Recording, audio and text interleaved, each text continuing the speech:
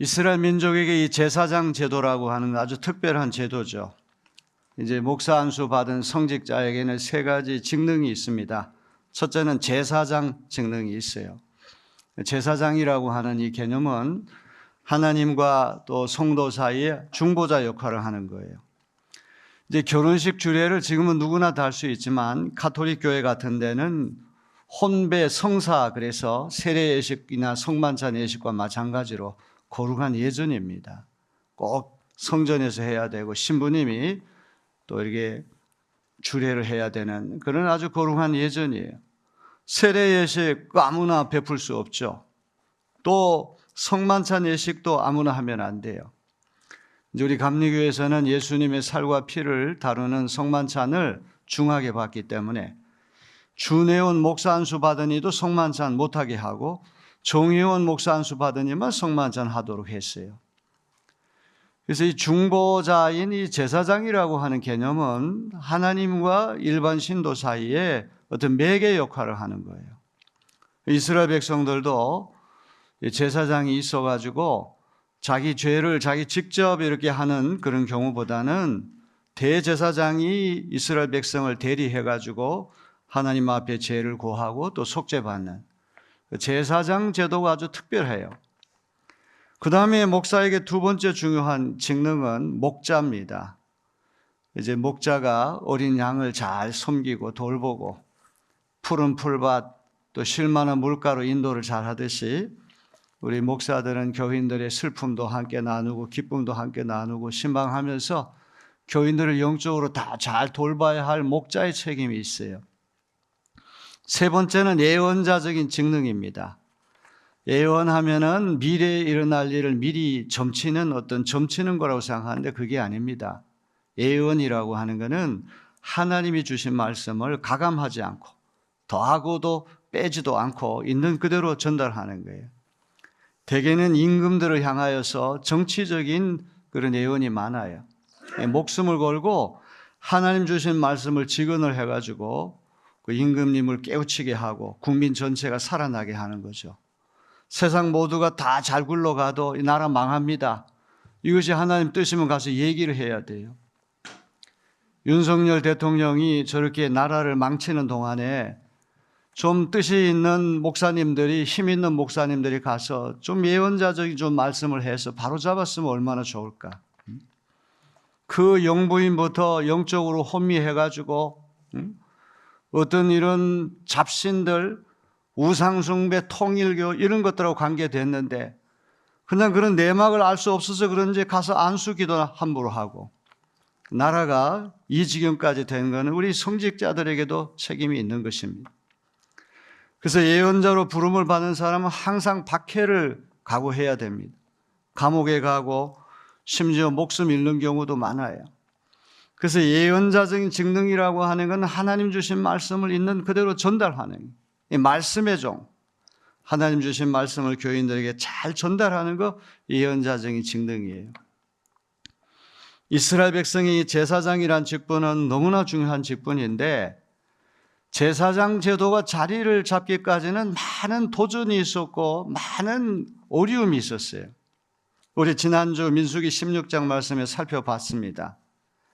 같은 고아 족속인 고라라고 하는 사람이 사촌지간인데 왜 아론의 후손들만 제사장, 대제사장 되느냐? 우리도 얼마든지 자격이 있다. 다단과 아비람이라고 하는 다른 지파 사람들을 꼬드겨가지고 한 패를 만들고 또 평소에 제사장직에 불만이 있는 250명을 선동해가지고 대규모의 반란을 일으킨 이야기를 우리가 지난주에 들었습니다. 그게 어떻게 됐습니까? 고라나 다단과 아비람 그 무리들은 이 지진으로 땅속에 들어가 죽게 되고 250명은 향로 들고 왔다가 다 불에 타 죽고 또 여기에 대해서 불만을 이제 토로하는 그런 이스라엘 백성들이 엄청나게 많이 목숨 잃은 사건을 우리가 들었어요. 자, 지난주에 우리가 그림이 하나 안 들어와 가지고 제가 설명을 못 했는데 한번 그림을 하나 보여주세요. 이거는 두 번째로 하는데 이겁니다. 참 잘 보세요. 여기 맨 가운데 성막이 있어요. 성막이라고 하는 거룩한 천막이에요. 이제 이스라엘 민족이 가나안 땅에 들어가게 되면 옮겨 다닐 필요가 없으니까 한 군데 건물로서의 성전을 지으면 됩니다. 그게 솔로몬 성전이죠. 그러나 유목 생활하는 동안에는 여기저기 왔다 갔다 해야 되기 때문에 건물로서의 성전 짓기가 어려운 것이죠. 그래서 성막이라고 하는 이동형 성전, 포러블 템플, 휴대용 성전.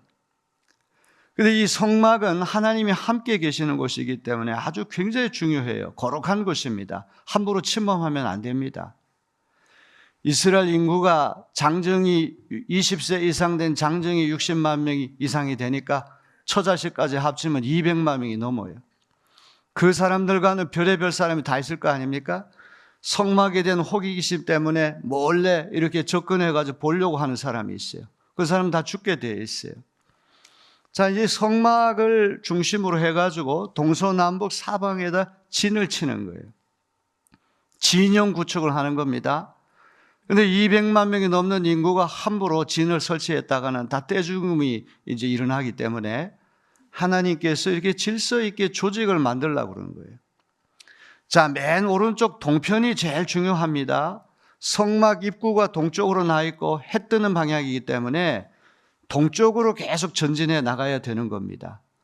동쪽이 제일 중요한 곳이기 때문에 여기 유다 지파를 중심으로 한 이제 세 지파가 한 개 부대를 이루어 가지고 거기 진을 치는 거예요.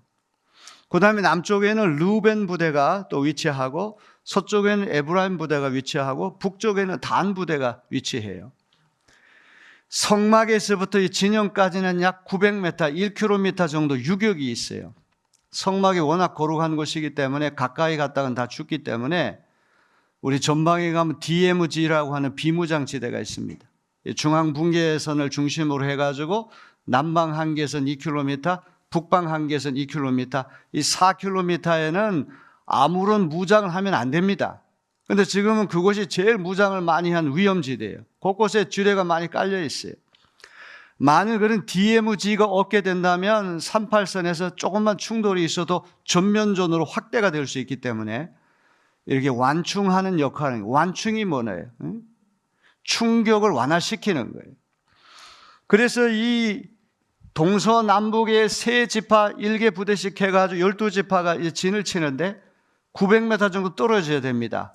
그럼 요 가운데 성막하고 지파 가운데 이제 레위 족속들이 성막 경비를 서는 거예요. 레위 지파가 하는 가장 중요한 기능이 두 가지가 첫째는 성막 경비 서는 거. 사람들 함부로 접근 못하게 막는 거.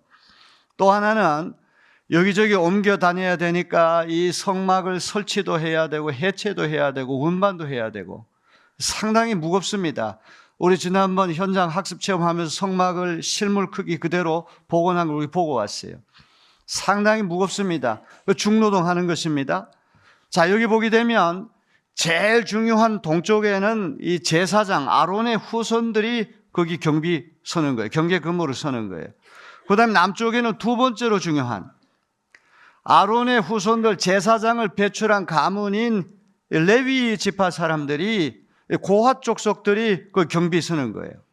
그 다음에 서쪽에는 레위의 큰아들인 게르손이 거기 또 경비 쓰고 그 다음에 맨 북쪽에는 무라리 족속이 또 경계 근무를 이렇게 서게 되는 거예요. 작은 성경을 좀 많이 읽고 그러신 분들은 고라라고 하는 사람이 이 고핫 족속이라고 하는 말 들었어요. 아론이라고 하는 사람도 같은 고핫 족속이에요. 사촌지간이에요. 왜 똑같은 사촌이 같은 피를 받았고 레위 집하고 레위의 세 아들 가운데에도 우리 고핫 족속인데 왜 아론의 후손들만 제사장 되느냐? 우리도 제사장 될 수 있다. 이스라엘 사람 전체가 다 거룩하고 하나님 우리 다 함께 계시기 때문에 우리도 할 수 있다. 이렇게 반란을 일으켰잖아요. 그런데 흥미로운 거는 다단과 아비람이라고 한 사람은 루벤 지파 사람이란 말이에요. 어떻게 레위 지파 사람들하고 고핫 족속하고 루벤 지파 사람들 손을 잡았느냐? 한번 여기 그림을 한번 잘 보세요. 요 고핫 족속이 경계 근무서는 요 남쪽은 루벤 사람들이 루벤 지파 사람들이 같이 진을 치는 거예요. 200만 명이 되니까 이 거리가 상당히 많이 떨어져 있는데 같은 남쪽에서 이렇게 가까이 만나다 보니까 이 고라라고 하는 사람하고 다단과 아비람이라는 루벤 지파 사람들 자주 만나가지고 얘기할 기회가 많을 거 아니에요. 원망과 불평을 자꾸 얘기하다 보니까 한패가 돼가지고 모세와 아론의 지도력에 대해서 이제 도전한 사건이 지난 16장에 나와 있어요. 자, 이제 이 그림이 많은 걸 얘기해 줍니다. 야곱에게는 아들이 12명이 있어요. 제일 큰 아들 이름이 루벤이야. 그럼 이 루벤이 제일 중요한 동쪽을 맡아야 되잖아요. 근데 동쪽은 넷째 아들인 유다에게 밀려났어요. 이유는 뭐냐 하면 이 맏아들인 루벤이 야곱의 이 첩인 빌하라고 하는, 그러니까 루벤에게는 소모야, 계모를 범했어요. 아무리 소모라고 할지라도 자기 육신의 어머니를 범했다는 씻을 수 없는 죄잖아요. 그 죄를 지은 까닭 때문에 장자권을 상실해버린 거예요. 그 다음에 이제 둘째 아들이 시므온이고 셋째 아들이 레위인데, 이 시므온과 레위라고 하는 두 아들도 끔찍한 죄를 저지른 거예요. 야곱에게는 아들이 12명이고 딱 하나밖에 없는 외동딸이 하나 있으니 디나라고 하는 딸이에요. 아들만 있는 집에서 딸이 한 명이니까 얼마나 귀엽고 얼마나 사랑스럽겠습니까? 그런 하나밖에 없는 딸이 세겜 족속의 추장에 의해서 강간을 당한 거예요. 성폭행을 당한 거예요.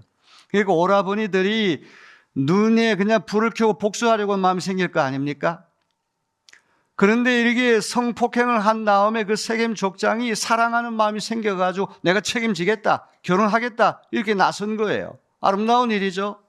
그냥 육정에 눈이 멀어가지고 버리는 것이 아니라 내가 책임져 결혼하겠다. 좋은 건데 결혼시키면 되는데, 이 둘째인 시므온과 레위가 어떤 작전을 꾸미는가 하니 그래 결혼을 시켜주는데 할례 받지 않은 이방인들에게 우리 동생 줄 수 없으니까 나 할례 받으면 결혼시켜주겠다.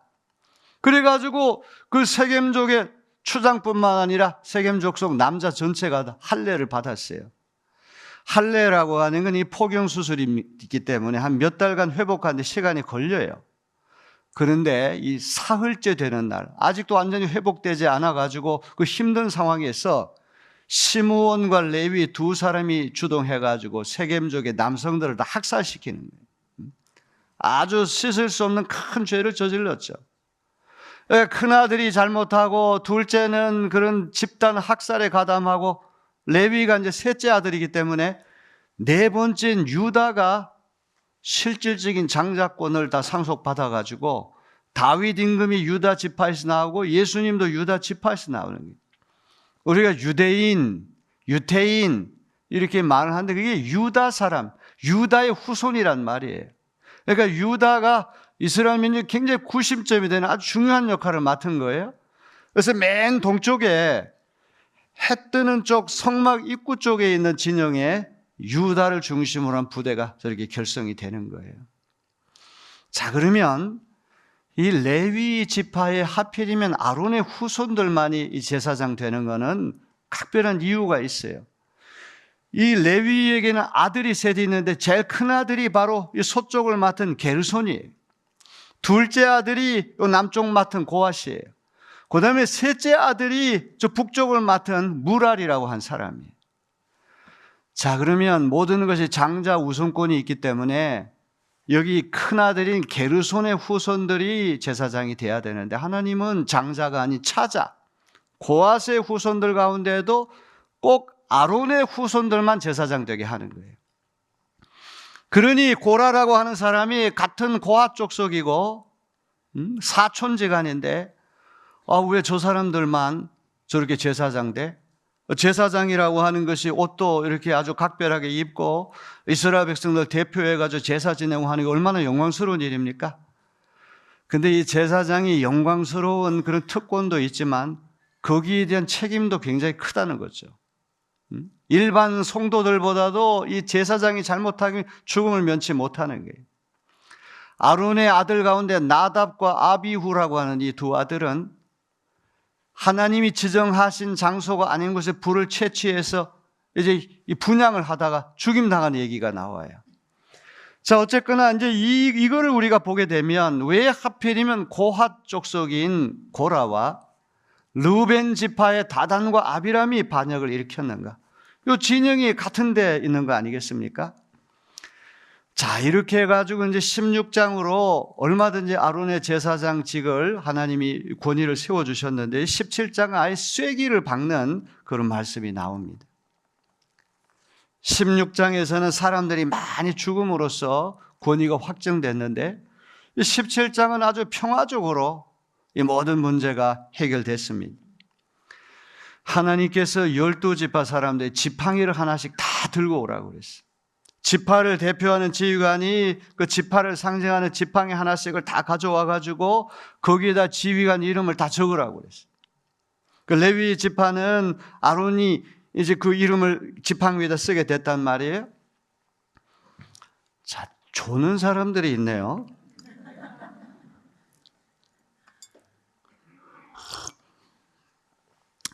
졸지 마세요. 눈을 똑바로 뜨고 정신이 이렇게 들어와야 됩니다. 자, 이제 지팡이를 12개라고 그러는데 이제 학자들은 아론의 지팡이 외에 12개 이렇게 해석을 해야 옳다는 거예요. 왜냐하면 요셉 지파라고 하는 말은 성경에 딱 한 번 등장하는데 요셉에게는 아들이 둘이 있어요. 므낫세라고 큰 아들하고 에브람이라는 둘째 아들이 있어가지고 요셉 지파는 므낫세 지파, 에브람 지파 두 지파로 나눠지는 거예요. 그러니까 레위 지파가 떨어져 나가도 계속 12지파가 되는 이유는 요셉의 두 아들이 두 지파를 형성하기 때문에 그런 거예요. 그래서 이 아론의 지팡이, 레위 지파의 지팡이 외에 12개 지팡이, 그래야 맞죠. 정 가운데에다가 이제 아론의 지팡이를 두고 6개씩 좌우에다가 배열하는 형태로 지성소, 성막 안에도 지성소 안에 법궤, 언약궤, 증거궤라고 하는 것이 안치가 되어 있는데 지금 보이죠? 저기에다가 저런 식으로 이제 지팡이를 가지런히 이렇게 배열을 해 놓은 거예요. 그런데 이제 하루가 지난 다음에 이튿날 모세가 그 성소에 들어가 봤더니 놀라운 일이 일어난 거예요. 다른 지파들은 마른 막대기니까 생명력이 없어요. 물론 아론의 지팡이도 생명력이 없죠. 영양분을 공급받을 수가 없어요. 그런데 아론의 지팡이에만 오늘 성경 말씀대로 한다면 8절에 우미 돋고 순이 나고 꽃이 피고 살구 열매가 열렸다. 생명이 이런 발생하는 4가지 단계 아닙니까? 처음부터 열매가 맺히는 건 아니에요. 우미 돋고 순이 나고 꽃이 피고 살구 열매가 열렸다. 세번역 성경에는 이거를 감복숭아 나무라고 되어 있고 영어 성경에는 아몬드라고 되어 있어요. 조금 더운데 에어컨을 좀 틀어주세요.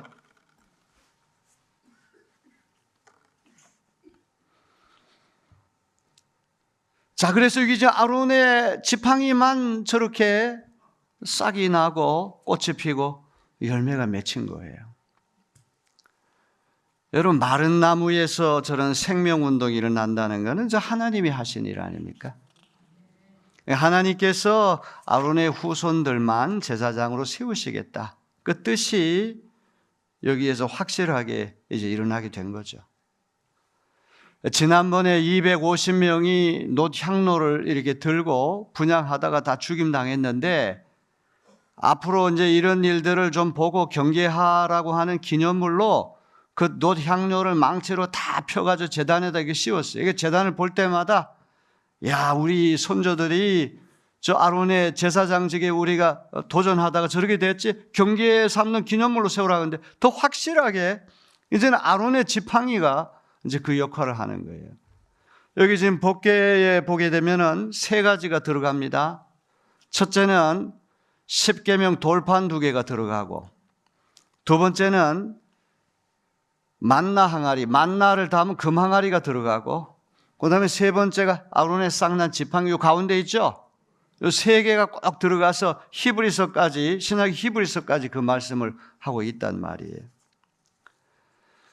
자, 오늘 우리 이 말씀을 들을 때 이제 몇 가지 생각해 볼 게 있습니다.